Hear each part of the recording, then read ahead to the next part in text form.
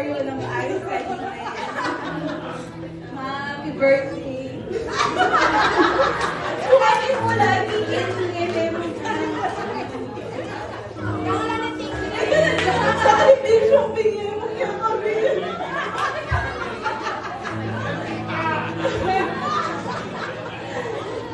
Lalo yung ako ko na makalalo yung nagsakripisyo yung mama para kaya kami.